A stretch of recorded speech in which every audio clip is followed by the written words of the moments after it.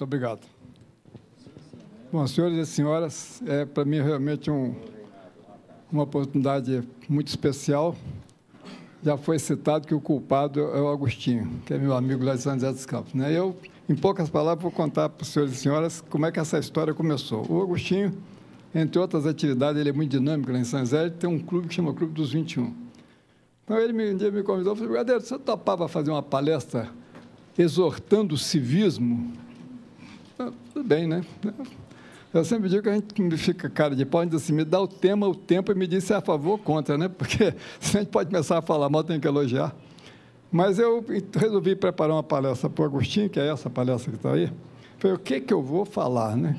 Então, eu decidi montar uma palestra sobre um assunto que mostra, eu diria, o lado bonito do Brasil. Porque, infelizmente, a nossa imprensa, com raríssimas exceções, ela tem um pouco de complexo de sinistrose. Ela faz questão de mostrar os assassinatos, os roubos, os acidentes, morreram, roubaram, mas não mostra o outro lado bom, porque é claro que essas coisas existem, eu sempre digo, existem no mundo inteiro. Não é privilégio do Brasil, não. Claro que nós temos aqui um problema, eu digo, o problema do Brasil se chama pobreza. Essa é que tem que ser eliminada. O resto, não perdemos nada para ninguém. Já morei na Itália há 3 anos, sou neto de italiano e tinha uma saudade muito grande da bagunça brasileira, apesar de que a bagunça italiana é uma bagunça mais desorganizada, né? Que Roma, particularmente, é uma bagunça desorganizada. Mas é preciso falar das coisas bonitas do Brasil. Tem muita coisa bonita no Brasil que muito dificilmente a gente vê um programa de televisão falando, o povo, porque a população não é informada. Então, eu sempre digo, o cidadão tem que estar informado para ele poder exercer o direito dele de opção e de cidadania. Se ele não sabe, se ele é mal informado, é desinformado, fica, às vezes, dando opinião sobre coisas que ouviu falar, apareceu algum interesse político ou comercial que distorceu a coisa, né? Agora há pouco, o presidente Viana me perguntava sobre a história do Pinheirinho, lá em São José dos Campos. Fizeram um auê terrível sobre uma coisa que não aconteceu. A polícia trabalhou muito bem. O governo de São Paulo tem defendido ela corretamente, porque foi um trabalho inteligente. Agora, deixaram formar um negócio, usando a expressão da presidente, né? Um tsunami social que não precisava ter acontecido. Aconteceu, mas não foi nada daquilo que a imprensa mostrou. Bom, então, dentro desse conceito, eu escolhi esse assunto, energia, por quê? Porque hoje, no mundo, eu costumo, no meu conceito, dizer o seguinte: o mundo tem 3 problemas importantes, na minha opinião. O resto, tudo se resolve. Um é meio ambiente. Tem que se cuidar com muito carinho, e é um problema muito sério. O outro é o problema dos recursos energéticos. O mundo está em crise. O mundo não tem como resolver esse problema, né? Então, são assuntos... E o terceiro que eu sempre cito é lixo, que agora tem a lei brasileira de resíduos sólidos.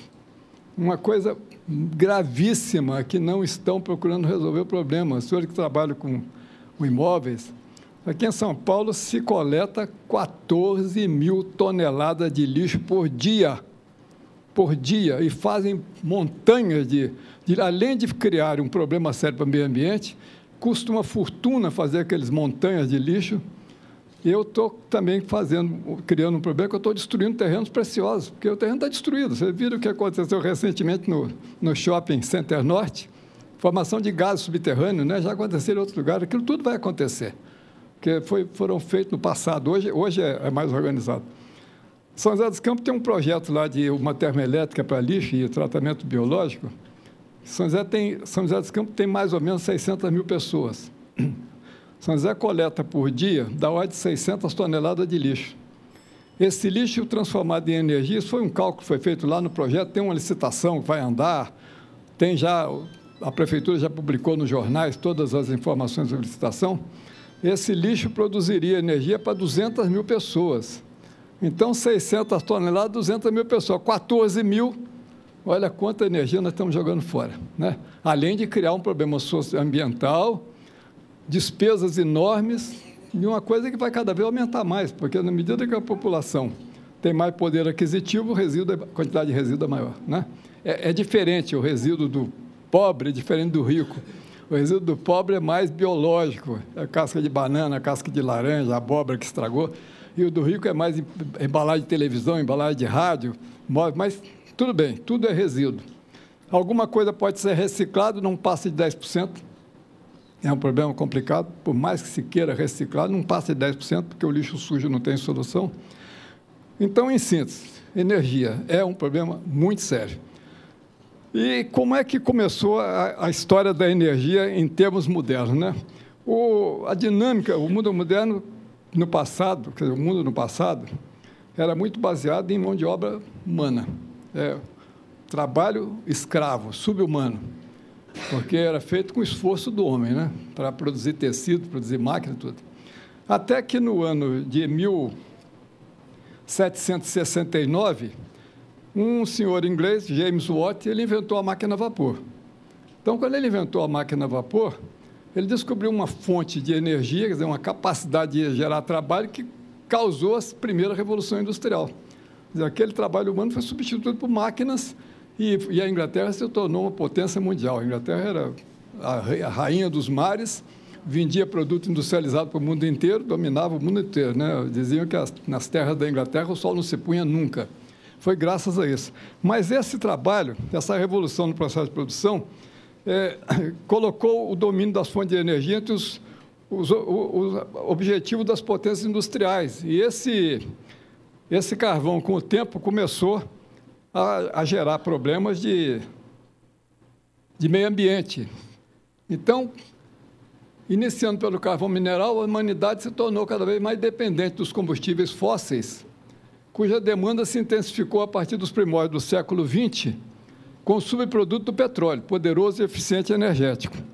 Então, vivendo em função desse revolucionário combustível, que proporcionou vantagem e riqueza para a sociedade, o mundo do desenvolvimento criou uma complexa dependência de um produto não renovável e que, com o passar dos anos, passou a ficar localizado em regiões distantes e conflituosas. Então, onde é que tem petróleo hoje em dia? Com o Oriente Médio. Por essa razão, nós estamos vendo as guerras lá, né? Outro local que tem muito petróleo é no centro da Europa, lá perto da Rússia, onde era a União Soviética, que é no Mar Cáspio. E hoje essa produção é muito grande. Esse atual reeleito presidente da Rússia, o Putin, ele é muito inteligente, ele tem a Europa na mão, porque se ele não vender petróleo e gás para a Europa para.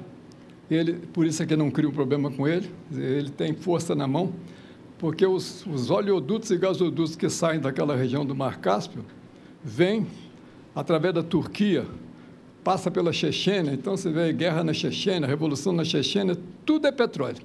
Guerra no Iraque é petróleo, o Bush invadiu o Iraque para roubar petróleo, não conseguiu. Domina a Arábia Saudita, é um problema muito sério aquela região, porque sem petróleo eles não andam. Quer dizer, uma motivação de conflitos e uma motivação de muita luta por dinheiro no petróleo. Então, desse cenário de complexas manobras geopolíticas e disputa por fonte de energia, agravado por uma severa crise financeira na Europa e nos Estados Unidos, que depois podemos até falar sobre isso aí, mas todos sabem disso, estão acompanhando. Então, o Brasil transformou-se em um objeto de desejo, porque o Brasil, felizmente, graças a Deus, quando diz que Deus é de brasileiro mesmo, de verde e amarelo, não tem dúvida. Porque temos de tudo. O que falta no Brasil é ordem, é uma política honesta, é uma administração severa, é aproveitamento dos recursos que nós temos, porque não falta nada. O que eu falei no início, o problema do Brasil se chama pobreza, tem que eliminar a pobreza. O resto tem de tudo, é só utilizar bem.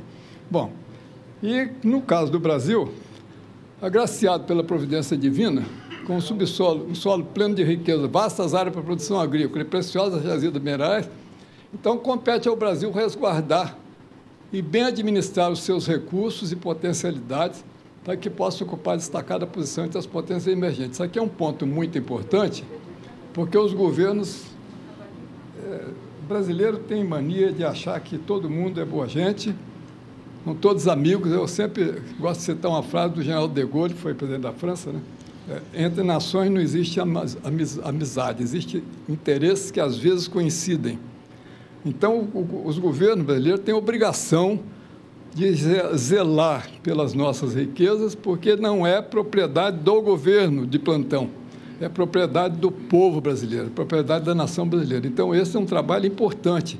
E o povo tem que estar informado para exigir que isso seja feito.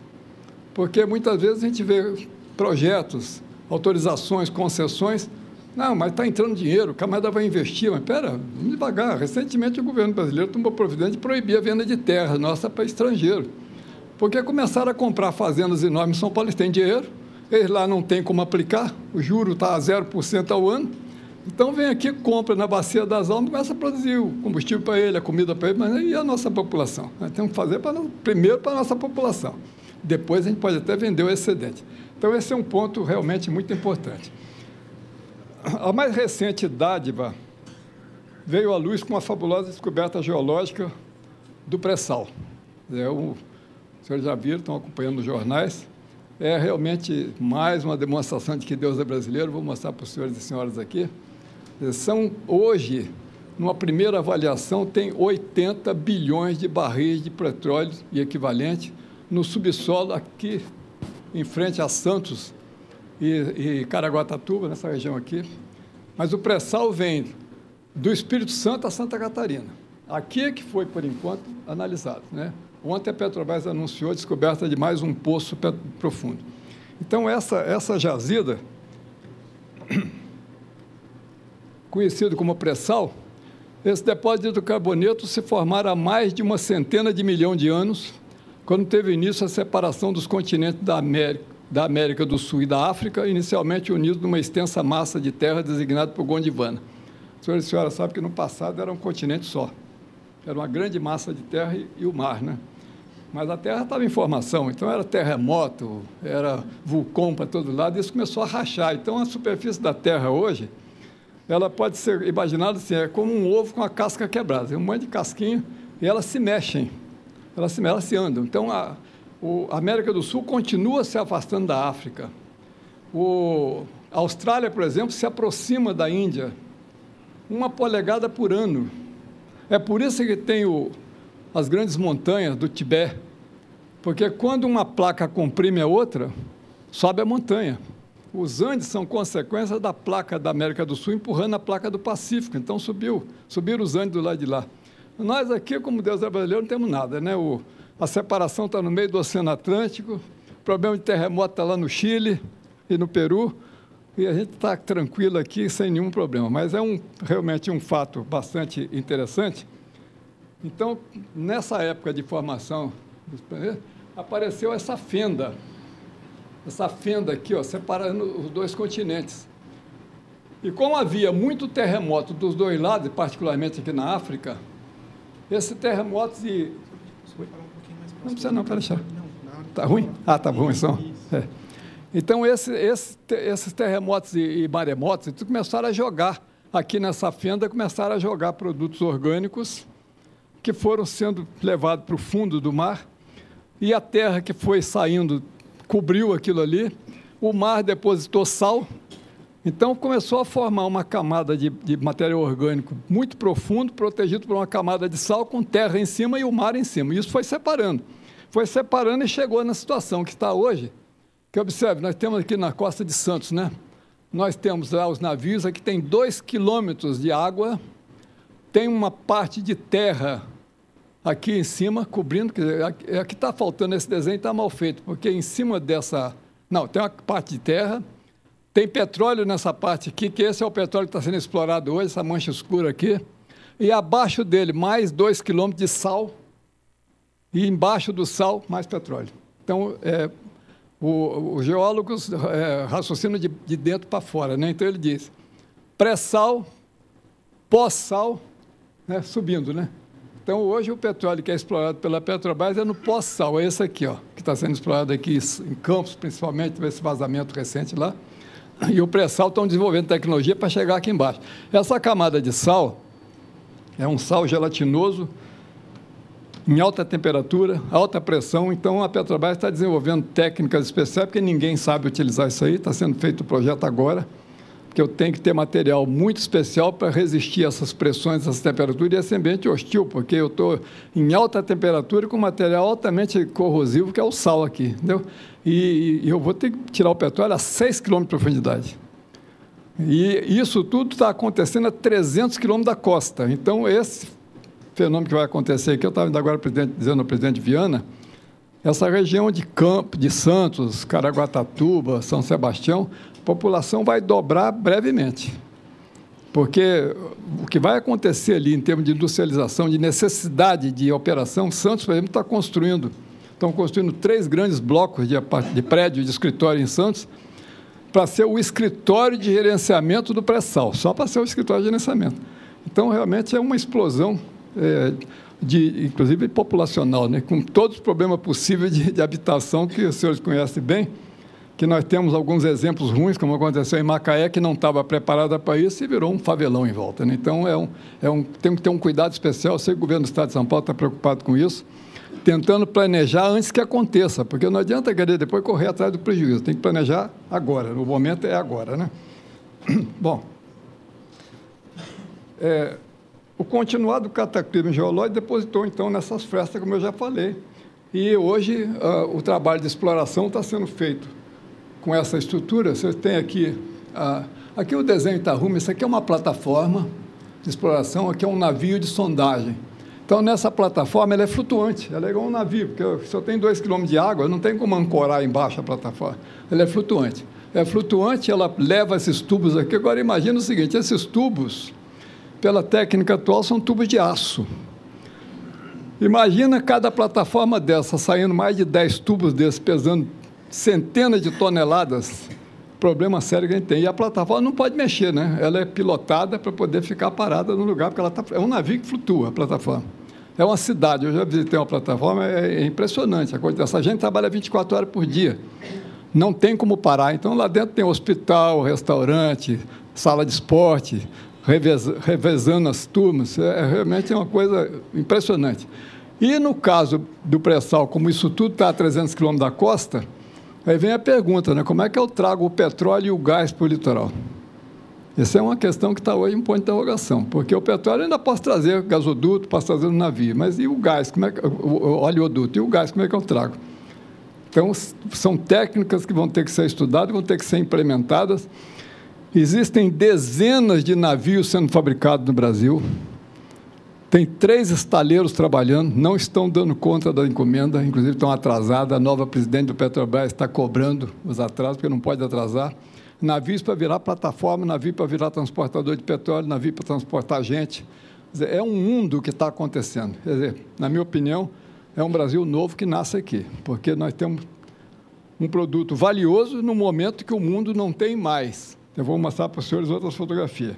Bom, como eu falei já antecipadamente, estimada de concentrar mais de 80 bilhões de barris de óleo e gás, essa jazida poderia transformar o Brasil em potência energética mundial, ser soberanamente e criteriosamente explorado. Esse é outro ponto importante que eu também vou tocar no assunto para vocês. Essa invejável capacitação se desenvolveu graças a um conhecimento geológico do Brasil. No caso da Petrobras, eu não estou fazendo propaganda da Petrobras, no Brasil tem muita crítica a ela, mas tem que dar valor aos nossos geólogos, né? O nosso modelo geológico é totalmente diferente do modelo que tem no Oriente Médio dos Estados Unidos. No passado, técnicos internacionais de renome disseram: o Brasil não tem petróleo, e o nosso pessoal foi descobrir petróleo e descobriu petróleo no continente e no mar, principalmente no mar. E isso tudo acontece num momento em que o quadro é esse aqui, ó. Esse quadro é da Agência Internacional de Energia. Então, observe o seguinte, isso aqui é a produção de petróleo, produção estimada. E olha aqui, 2010, 2011, está aqui, ó. Então, o que está mostrando esse gráfico aqui? Está mostrando que a partir, você diz assim, mais 2010, está bem que seja 2020, 2030, na hora que acontecer essa descida na produção, o preço explode, porque a demanda não vai ser atendida. E é por isso que existe essa ânsia por fonte de energia, por energia renovável, por outras coisas, porque o mundo para, a Europa morre de frio, não tem transporte, quer dizer, é um problema sério, bastante sério, Porque o mundo está viciado em petróleo. É só ver São Paulo, não precisa de muito exemplo, não. Automóvel em São Paulo, é uma coisa horrível. Quer dizer, quanto a gente gasta de gasolina por dia com esse monte de carro em congestionamento na cidade de São Paulo, né? Agora, imagina o mundo todo. Pega São Paulo, multiplica por 1 bilhão, para ver o que acontece. Aí tem navio, avião, não tem solução. Você fala biocombustível para avião, não tem. Não adianta querer inventar agora, não é essa a solução. Por enquanto, ninguém tem solução para substituir o petróleo. O petróleo vai ter alguns substitutos, mas não vai ter o substituto. E o Brasil, por acaso, é o que encontrou o substituto do petróleo. Também, porque tem terra para produzir o álcool, que nós vamos falar dele aqui. Então, esse quadro é um quadro bastante grave, porque nós estamos aqui, ó, reservas dos Estados Unidos, Europa, né, outros países, o Centro-Oeste,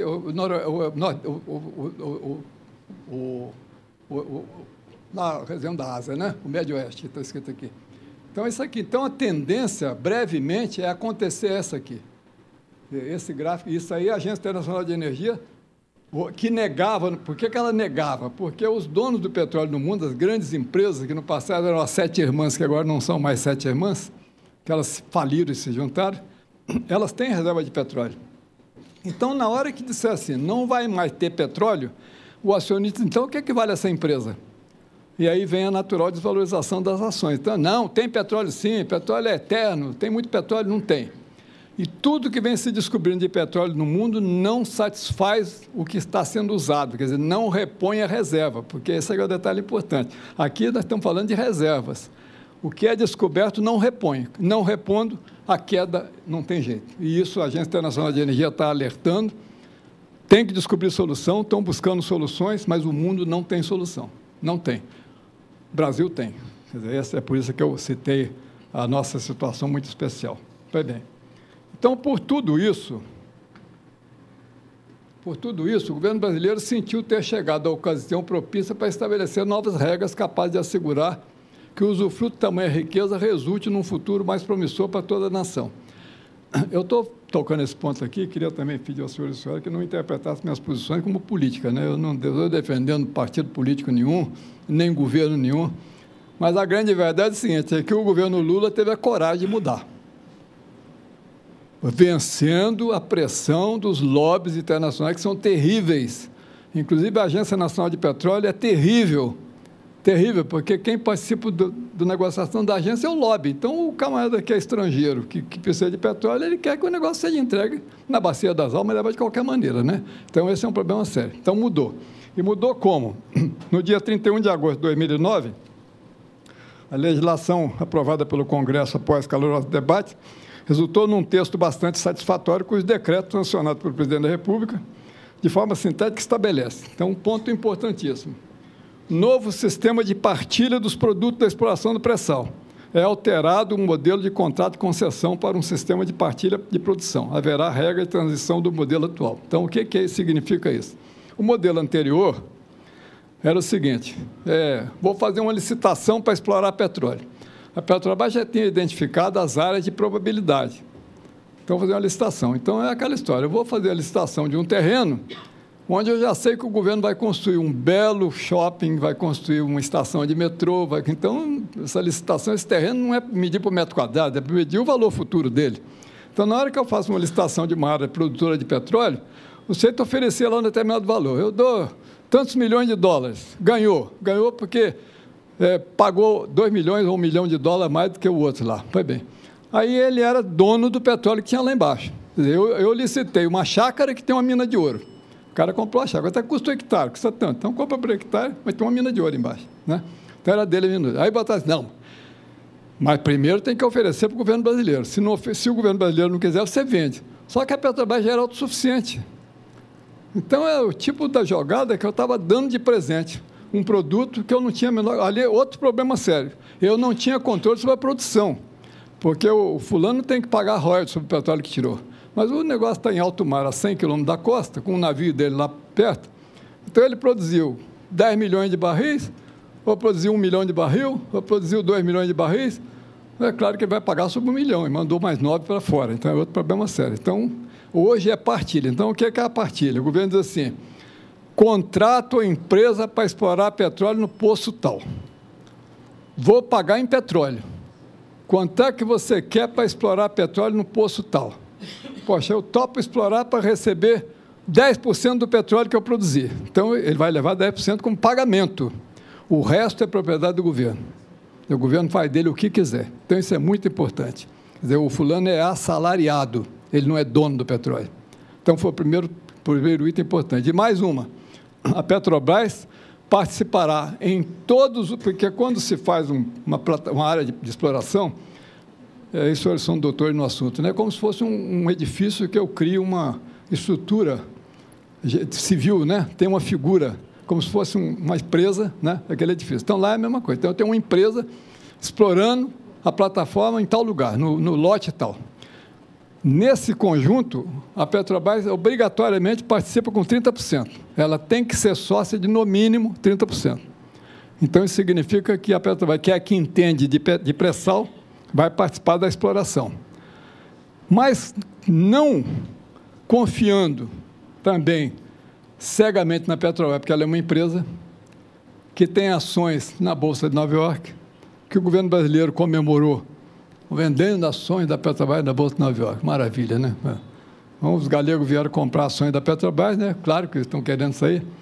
Então, não confiando, o governo criou uma empresa chamada Petrosal. A Petrosal é um escritório estatal que tem figura de empresa e que vai participar do conselho de administração de cada consórcio de exploração.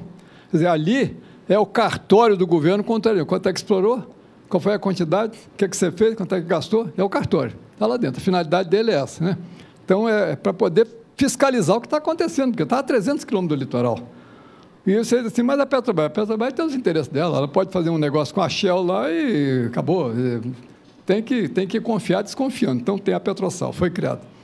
E como esses recursos que vão entrar no país, eles podem provocar a valorização do real, que é um problema sério. Nós tivemos esse problema na Europa, na Holanda. A Holanda, no passado, ela descobriu gás de petróleo e petróleo no Mar do Norte. Então, se encheram de dólar. Estou cheio de dólar, eu importo. Não preciso fabricar nada. Acabou com a indústria dela. Esse negócio se chama doença holandesa. Adquiriu esse nome, doença holandesa. A Holanda se corrigiu. Em compensação, do outro lado, a Noruega falou, não, peraí, o meu negócio aqui é controlado. Criou um fundo internacional para botar o dinheiro dele, é o que o Brasil está fazendo, quer dizer, o Brasil criou um fundo soberano no exterior para receber esse dinheiro, colocar lá, rendendo juro, mas não entrar na economia, porque se entrar na economia, é isso que nós estamos vendo aí todo dia, o governo com um problema sério. Como é que faz para não valorizar o real? Para o dólar não ficar valendo preço de dinheiro do Paraguai. Então, é um problema sério. Então, não vai entrar, vai ficar no fundo soberano. E o governo vai tirar parte desse dinheiro para distribuir para hospitais, para infraestrutura, mas coordenadamente, né, sob controle, não dessa forma. Entra o dinheiro, fica riquinho, importa tudo, que como está acontecendo no Brasil hoje, está aí a indústria brasileira com um problema sério, o governo está preocupado com isso, caiu a exportação, por que caiu? Porque o dólar está barato, o fulano prefere comprar importado, então ele não vai... E a indústria brasileira, com todos os problemas de infraestrutura, de salário, de impostos e tudo, ela não tem como competir, além de não ter produtividade boa. Então, é um problema bastante sério. Bom, essas decisões também se somaram a um aumento do capital da Petrobras, porque como tinha o acionista estrangeiro, o governo falou assim, eu vou aumentar o meu aporte de recursos na Petrobras para eu ter maioria mesmo. Então, o governo hoje tem 57,5% passou para 64%. Então, a empresa tem mais controle do governo.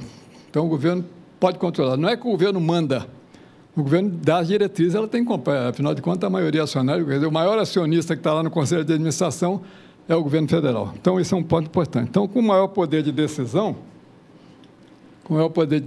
viabiliza uma exploração criteriosa e com maior participação brasileira na produção de equipamentos, priorizando mão de obra e componentes nacionais. Isso hoje é uma das grandes preocupações do governo. Não tem cabimento, até recentemente, a gente mandava comprar plataforma de petróleo em Singapura. Singapura é uma cidadezinha, que a gente ouviu falar nela porque ela tem muito dinheiro, porque tem muito banco, onde tem uma corrida de Fórmula 1 na rua, né? O que tem mais lá? Mais nada, é uma cidadezinha na Ásia. E ela fabricar plataforma de petróleo para nós, quer dizer, e nós com uma parque industrial precisando de dar emprego para o pessoal, porque o detalhe todo é esse, é emprego, tecnologia nacional, mas é difícil, tem muita tecnologia a ser colocada, mas está bem, vai devagarzinho, como nós fomos com o avião, está a Embraer hoje como a terceira maior produtora do mundo, né? Então, essa é uma das preocupações, porque tem que utilizar equipamento de mão de obra nacional, e não vai ser fácil. Bom, a Petrosal, como eu falei, vai compor o Conselho de Administração e os recursos vão ser colocados num fundo soberano. Como eu já falei, vou mostrar aqui também a transparência, Fundo Soberano, dividendos obtidos serão utilizados pelo governo em projetos estratégicos para o desenvolvimento do país, em setores de interesse direto da sociedade, como infraestrutura, saúde e educação. Bom, esse modelo, como eu falei, já foi adotado, é adotado em vários países do mundo. Noruega foi um deles. A Arábia Saudita tem uma fábula de dinheiro em fundo soberano, né, que são recursos para a hora da crise, né? Na hora da crise eu tenho dinheiro no banco, né? Está aplicado na poupança. Então, é muito importante. E o país tem poder na mão para poder fazer. Bom, então, mas com tudo isso, apesar de todas essas benesses que nós estamos falando, nós vimos ali naquele gráfico que a tendência é a exaustão do petróleo, porque para nós aqui vai ter muito petróleo, né? Para os nossos bisnetos já vai começar a ter problema, porque, como nós vimos, uma queda lá é grande, né? Então, é um bem exaurível, além de problema que ele cria para o meio ambiente. Então, esse tipo de solução, apesar de ser maravilhosa para o momento, é preciso que o Brasil busque alternativa, que ele já vem há muito tempo como exemplo para o mundo inteiro, buscando soluções nos combustíveis alternativos, né? Então, nosso país tornou-se pioneiro na aplicação de conhecimento do campo da biomassa, o que é mais importante, valeu-se do poder dos trópicos, sol e terra e água. É aqui que está o segredo do biocombustível, sol, terra e água. Eu tenho que ter terra para plantar, tem que ter sol, que se eu estiver lá no deserto lá do americano, ou estiver na Rússia, lá no gelo da Sibéria, eu não vou fazer nada, né? E tem que ter água, que também é outro problema sério. Então, o Brasil aproveitou isso para suprir boa parte das necessidades domésticas de combustível. O programa de combustível teve início em decorrência da crise de 74, o governo era presidente Geisel, nós tivemos um petróleo que valia $4 o barril, passou para 40, de repente. Toda a crise que aconteceu foi por causa disso, e no mundo inteiro, né? Foi um problema bastante sério. Então, na época, eu era chefe de diretor do Instituto lá em São José dos Campos, no CTA, e o general Geisel me disse assim, como é que faz para economizar petróleo? Ordem de general, né? General é general. Aí nós dissemos para ele, olha, tem uma solução aqui que um professor nosso, há 10 anos, criou, o professor Stumpf, ninguém fala nele. Eu sempre digo o seguinte, quando o bebê é bonito, aparece pai é beça, né? Quando é feio e aleijado, coitado, ninguém quer ser pai do bebê. Então, tem um monte de pai do programa do álcool, por exemplo, quem bolou o álcool foi o professor Ernest Stumpf.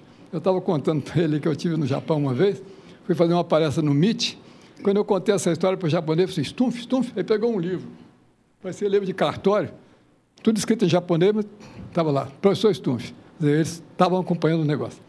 Então, o professor Stumpf, na época, e depois da guerra, em 1954, ele começou a estudar uma solução que, durante a guerra, eu era garotinho, eu me lembro disso, não tinha gasolina, os caras resolveram botar álcool nos caminhões para funcionar, né? Eu chamava de álcool motor. A indústria de álcool brasileira era resíduo da produção de açúcar. O Brasil produzia 600 mil litros de álcool por ano, a produção de açúcar. Então, bota lá, porque funciona mal, mas funciona. Pelo menos funciona, né? Porque era isso ou gasogênio. Gasogênio era uma lareira, um fogareiro que tinha atrás do automóvel para gerar gás, né? Pois bem. Então, o professor Stumpf começou a estudar o tal do álcool, ainda até 54, né? E falou assim, se eu misturar até 20% de álcool na gasolina, eu melhoro a gasolina. Isso ficou guardado. Mas não entregamos para o presidente Geisel. Falei assim, implanta. Implanta imediatamente. Naquela época era mais fácil, não tinha que perguntar Senado, Congresso, implanta, né? Bom, e aí falou assim, para fazer mais álcool. Aí a indústria canavieira de São Paulo, em especial, fez um milagre. Porque o Brasil, que produzia 600 mil litros de álcool por ano, rapidamente passou a produzir 10 bilhões de litros de álcool. Então, os grandes empresários brasileiros aqui da região de São Paulo, do interior de São Paulo, fizeram um verdadeiro milagre. Empresário privado, começaram a produzir. Até que um determinado dia o governo resolveu não apoiar mais e nós tivemos todos os problemas que os senhores conhecem bem. Na época, o governo falou assim, e para botar mais álcool? Para botar mais álcool tem que mexer no motor. Então, vamos mexer no motor, se a gente vai mexer para 20%, 30%, 40%, vamos mexer para 100% logo. E modificamos os motores para usar álcool puro. Foi a época da conversão do carro a álcool. Basicamente, o que se fez, além de algumas modificações menores? Dobramos a taxa de compressão, porque o motor a álcool, o álcool tem alta octanagem, ou seja, ele não explode, mas ele tem 40% menos de poder energético. Então, quando eu aumento a taxa de compressão, eu recuperei 20% da perda. Então, o motor a álcool puro gastava, naquela época, 20% a mais em volume do que um carro a gasolina. Então, se eu tenho um carro com 100 litros de combustível no tanque, equivale, se eu boto álcool, equivale até 80. Mas elas por elas. Bom, isso eu tenho um Monza 95 com 70 mil quilômetros, novinho em folha, que está guardado lá na minha garagem, álcool puro, né? Hoje os motores são muito mais modernos. Aí inventaram o tal do carro flex, tapeação tecnológica, que o povão gostou, porque ele funciona mal com álcool e com gasolina.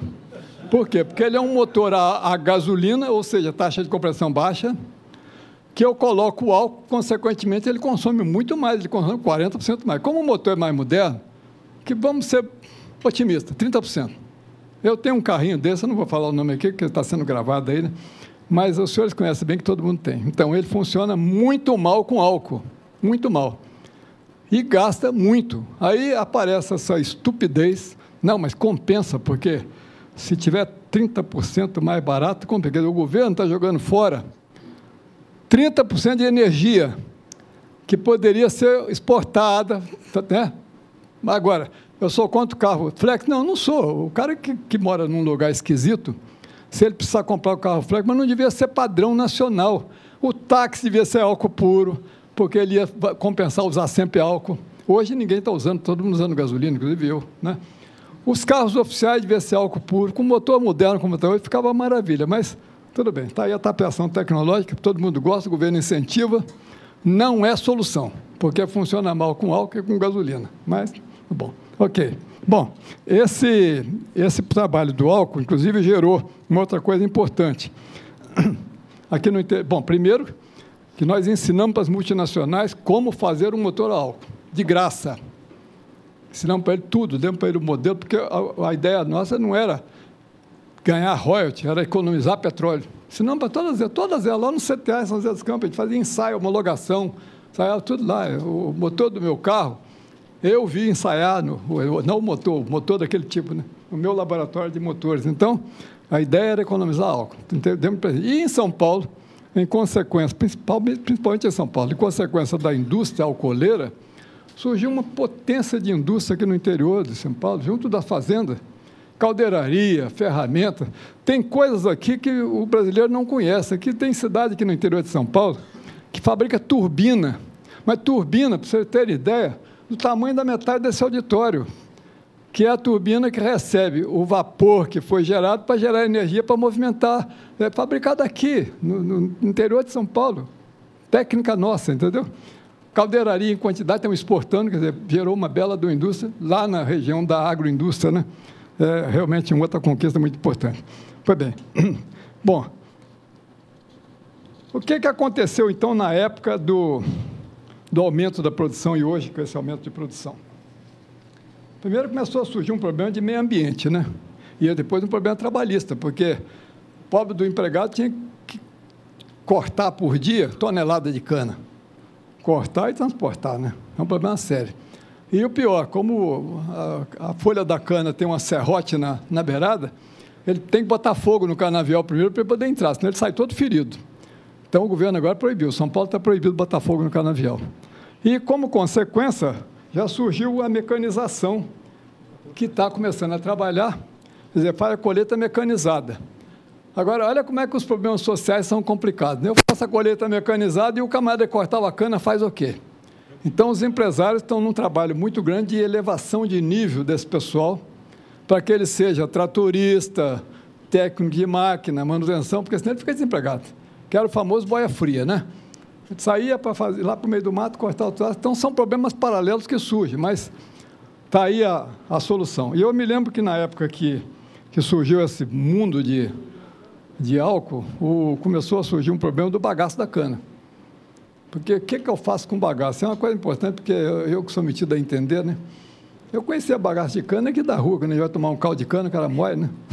Aí eu fui visitar uma empresa do seu Ometo, aqui em São Paulo, visitar. Piracicaba, né? Piracicaba? É.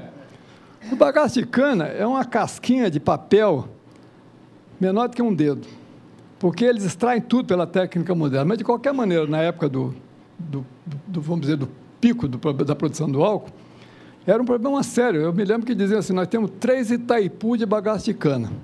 E o que fazia com aquilo? Outra coisa era o tal do vinhoto. Quando eu faço o álcool, o açúcar, sobra um resíduo da cana que chama vinhoto. Na realidade, vinhoto é o nitrogênio que a cana tirou do solo, né? E aí você jogava no valão. Jogava no valão muita proteína, matava tudo quanto é peixe que tinha ali, porque surgia bactéria para comer o troço, acabava com o oxigênio e morria o peixe. Então, também descobriu esse jeito de reciclar esse vinhoto. Ele é um grande adubo, porque a cana retira nitrogênio. A leguminosa fixa nitrogênio, a soja fixa nitrogênio, né? A cana retira nitrogênio. Hoje estão plantando amendoim no meio do canavial para poder fixar nitrogênio. Então, houve um desenvolvimento industrial fabuloso, particularmente no estado de São Paulo. No Nordeste também, mas muito mais em São Paulo. Pois bem, mas esse material que começou a surgir, essa quantidade de bagaço, eles começaram a fazer assim, mas isso aí é energia. Então, vamos tentar explorar. E começaram a produzir energia com biomassa, até do bagaço ao megawatt, está vendo? Então, o Brasil começou, as grandes usinas começaram a produzir energia para ela própria, gerar vapor, para o vapor rodar a tal turbina que eu falei, para poder girar as máquinas e produzir. Então, é uma maneira de ter energia. E esse aí é um ciclo, né, porque eu tenho a colheita da cana durante 6 meses. Depois, os outros 6 meses, está plantando para colher de novo. Mas, nessa época, tem um pico de energia muito grande e, no passado, era proibido vender para o vizinho. Então, o governo autorizou, não, pode vender e tal. E hoje tem um programa muito grande de distribuição dessa energia. Esse complexo tecnológico agroindustrial integrado é um modelo de sucesso, né? E grandes investimentos estão sendo feitos nesse processo de cogeração, chama cogeração. Distribuição permitirão que, em 2030, a oferta de eletricidade seja da ordem de 7 mil megawatts para uma colheita de 1,4 bilhão de toneladas de cana. Então, observa o seguinte, hoje, essa produção aqui, essa oferta já entra na demanda nacional de energia. Quer dizer, os grandes empresários compram antecipadamente num leilão, quer dizer, eu quero tantos megawatts nessa época, porque essa energia é jogada na rede, depois distribuída, mas ele comprou antecipadamente. A rede de transmissão é uma estrada, é um caminho. Então, é realmente uma coisa fabulosa, e com tendência a crescer, né? Bom, para terem ideia, esse problema que surgiu, mais uma questão para ser resolvida, né? É que esse produto, as fazendas são separadas. Então, hoje existe um investimento muito grande para fazer linhas de alta tensão ligando a fazenda na rede de alta tensão. Essas grandes redes que nós vemos por aí, que são redes de vários mil volts de tensão, né? Então, é realmente um ponto muito importante. Para assegurar a necessidade da agroindústria, nosso país já dispõe, diz assim, falta terra, vão destruir a Amazônia. O Brasil hoje dispõe de 64 milhões de hectares cultivados, dos quais a cana-de-açúcar ocupa menos de 6%.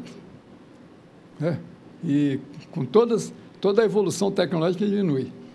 Além disso, ainda dispõe o Brasil de cerca de 70 a 90 milhões de hectares de terras degradadas, agricultado degradado, é uma terra onde teve o pasto. Bota o boi fica lá amassando a terra, destrói toda a grama que tinha ali, aquilo vira um meio deserto. Então, mas é recuperável e existe um plano nacional de recuperação disso aí. Então, observe que se eu tenho 64, vamos dizer 70, e tem mais 70 de área degradada, eu dobro o volume de terra disponível e hoje eu só ocupo 6%. Então, não tem que fazer Amazônia nenhuma. Isso tudo é propaganda do concorrente nosso lá fora que acha que o Brasil está incomodando, né? Porque o índio começou a incomodar, começar a criar problema. Bom, tudo isso, ainda na época do álcool, começou a mostrar que nós tínhamos um problema, daqui é para completar, né? A produção brasileira de etanol superou a casa dos 20 bilhões de litros, havendo previsão de superar o dobro desse volume até 2015.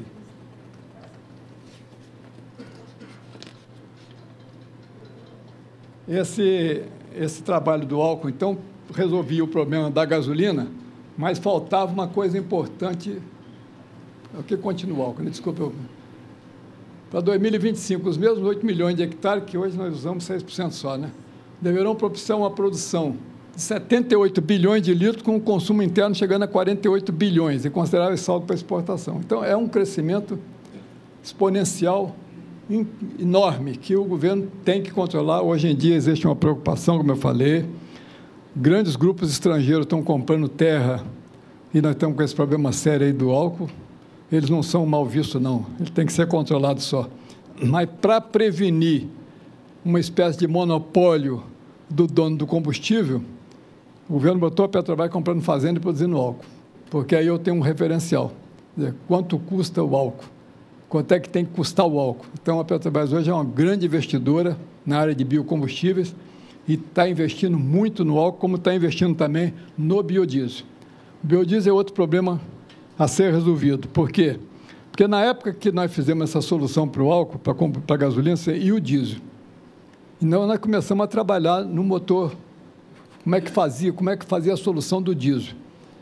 Mas, infelizmente, mudou o governo, abandonaram tudo, não estimularam, e recentemente o governo voltou a atenção para esse problema do biodiesel, porque nós temos um problema sério de produção do produto, transporte urbano, como São Paulo, e transporte de estrada, né? Como é que faz? Navio, como é que faz? Então, tem que buscar.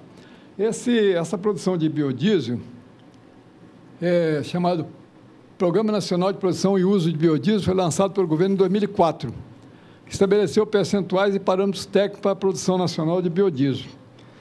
Acontece que as incertezas decorrentes dos custos da matéria-prima e indefinição das plantas oleaginosas mais adequadas estão retardando a definição de horizontes mais ousados. Por quê? O programa inicial do governo chama B3, quer dizer, 3% de óleo diesel, de diesel vegetal, no diesel de petróleo. Depois já passou para 4% e hoje está com 5%. E existe uma demanda muito grande das indústrias produtoras de biodiesel para colocar mais, inclusive colocar 100% em ônibus urbano. O problema é esse aqui, porque como a única oleaginosa que o país conhece, sabe fazer, é soja, então a soja, que é alimento, está sendo usada para fazer diesel. Consequentemente, ela é sujeita à demanda internacional do mercado, bastante sério. É um produto que produz pouco óleo. A soja, o grande produto da soja é o leite, é o farelo.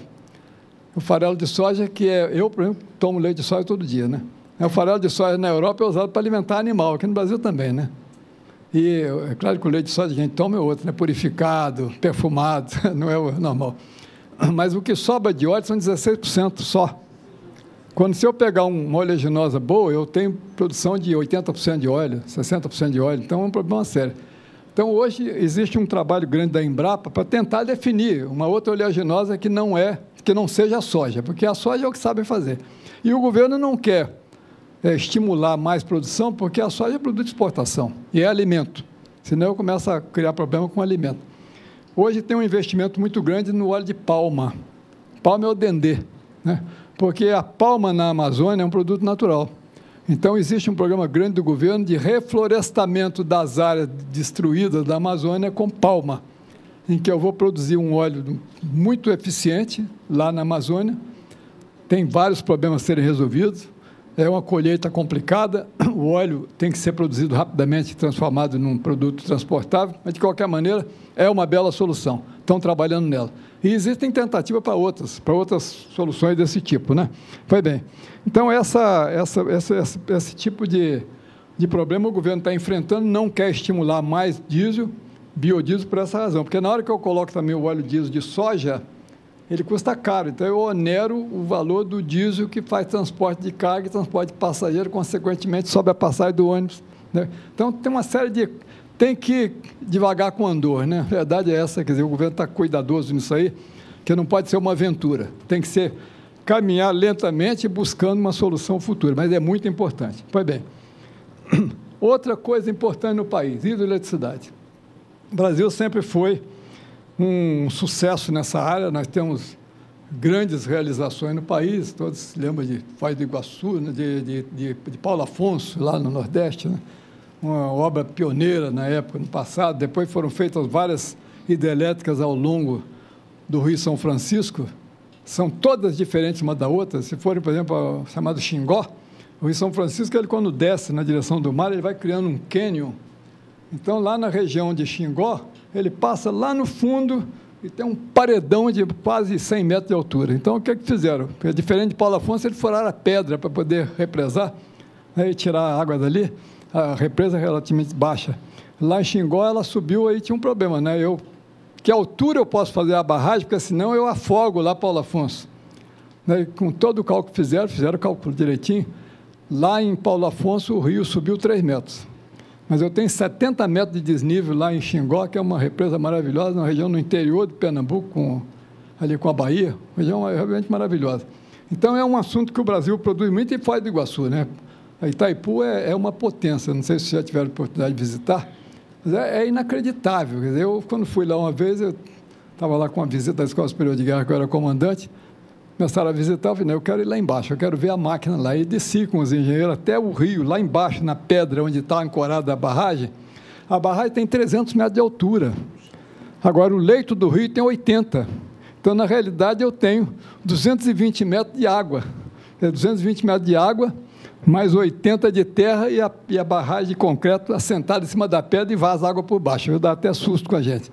E as turbinas, não dá para descrever o tamanho. É tão grande que eu entrei numa delas que estava em manutenção, a gente parece uma formiga, de tão grande que é aquele negócio. É uma obra maravilhosa. São 16 mil megawatts de potência, água em quantidade, né? Então, o Brasil foi pioneiro nisso aí. Mas acontece que as necessidades... aqui, por exemplo, em operação hoje, olha aqui, nós temos em operação isso aí, Tucuruí fica lá no Pará, né? Aqui, ó, tem uma grande produção de alumínio nessa área. Aqui é Paulo Afonso, né? Sobradinho, Paulo Afonso e tal, Xingó, que eu falei.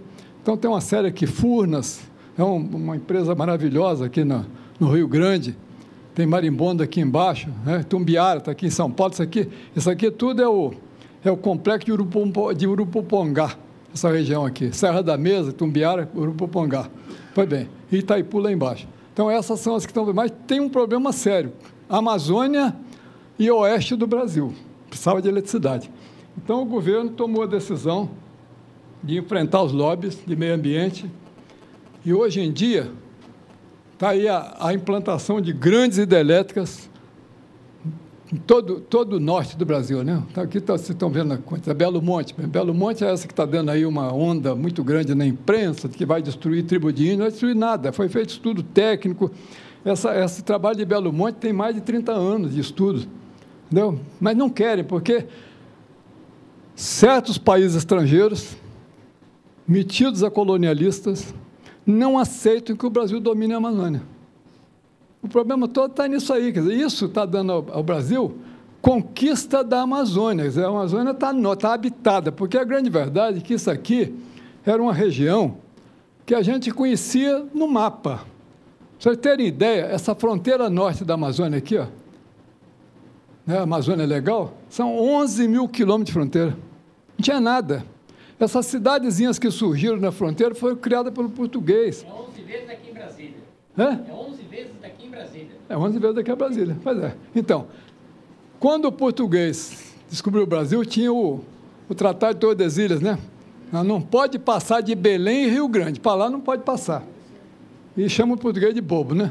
Aí juntaram os dois reinos. O português disse, bom, agora morreu eu mesmo, então dá licença que eu vou entrar. E o português começou a entrar pela Amazônia, e foi entrando pelo Rio Amazônia e pelos afluentes dele, foi colocando cidadezinhas aqui nesses cantinhos todinho, destacamento militar. Aí o soldado casou com a Índia, não sei o quê, então virou uma cidadezinha. Quando se separou a Espanha que reclamava, mas aquilo lá é meu, é gente minha que está lá e ganhou no Tribunal de Haia o direito de posse. Mas aquilo ali era um mapa, eu não tinha informação nenhuma, entendeu, disso aqui. Então, hoje está sendo dominada essa região. Nós temos cidades sendo construídas aqui na fronteira, E o Exército tem uma série de quartéis colocados bem na fronteira aqui, além dos aeroportos que a aeronáutica construiu, aeroporto de concreto, no meio do mato, porque a única coisa lá é avião, não tem jeito, né? E tem um trabalho muito grande de exploração. E agora, com essas hidrelétricas, que, por exemplo, se ter ideia, Boa Vista recebe a energia da Venezuela. A Venezuela tem uma grande hidrelétrica, vende para nós, mas até outro dia era feito na base de óleo. Esse óleo tinha que ser levado para o barco e para o caminhão, gastava mais de energia para levar do que o que ele ia produzir. Então, é um problema bastante sério. Mas é Brasil, gente. O pessoal tem que ter gente aqui. Então, hoje tem esse trabalho todo.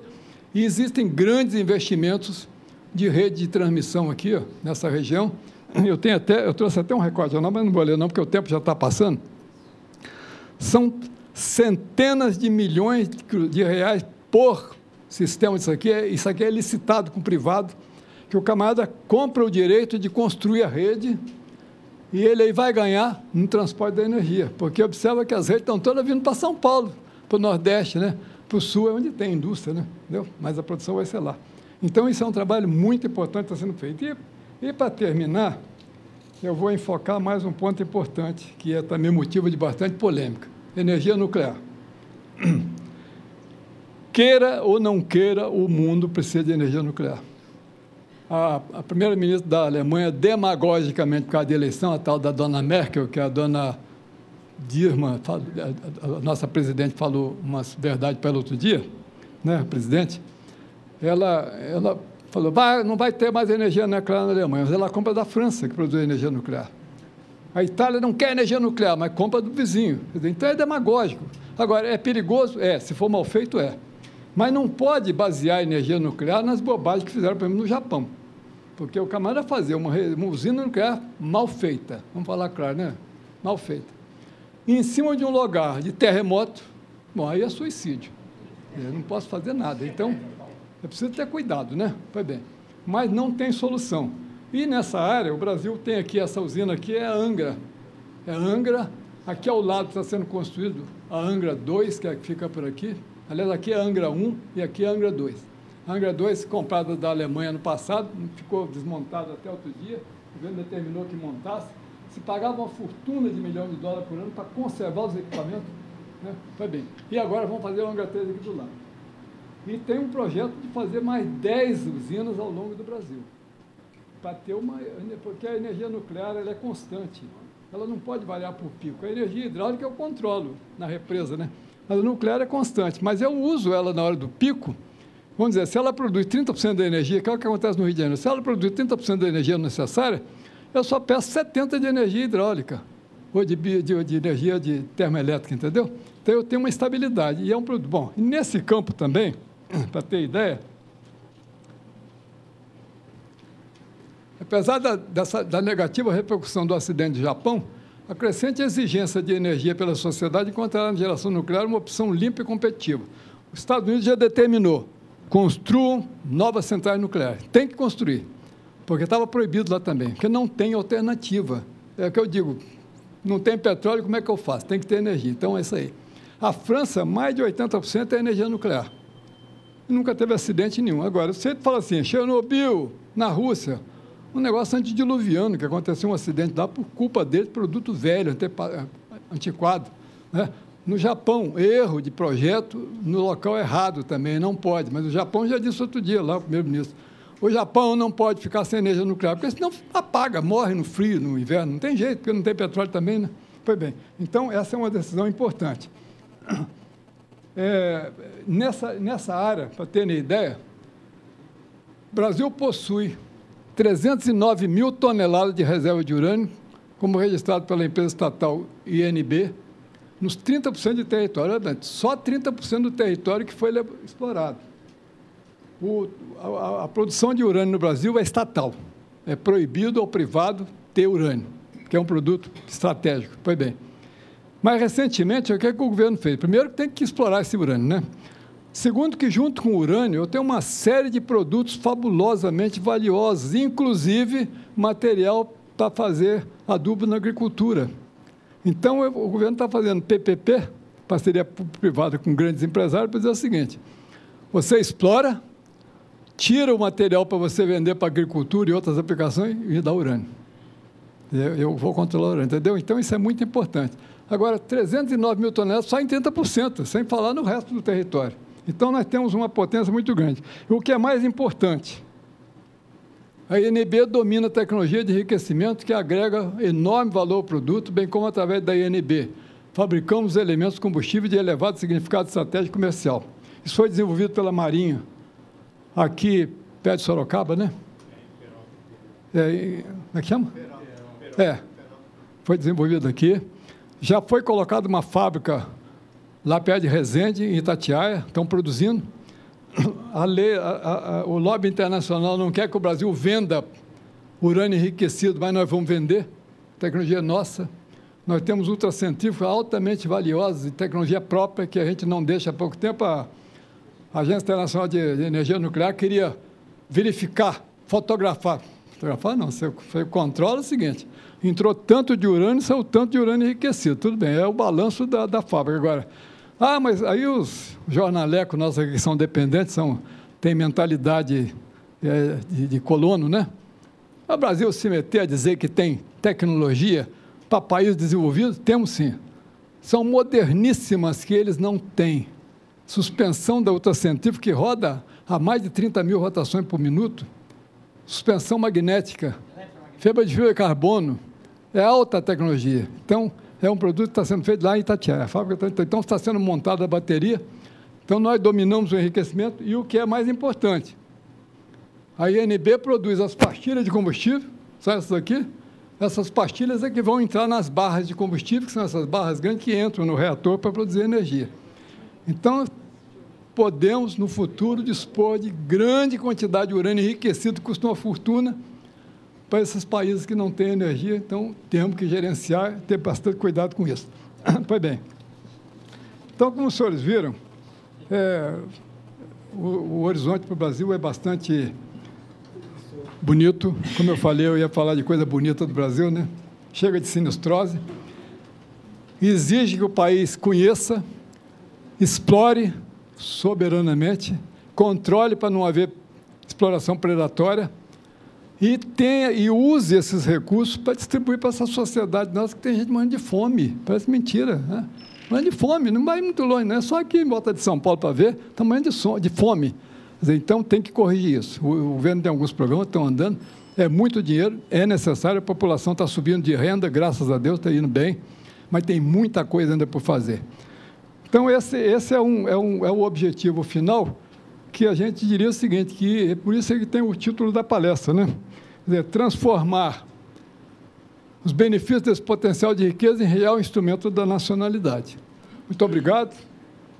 Passou o tempo, está na hora.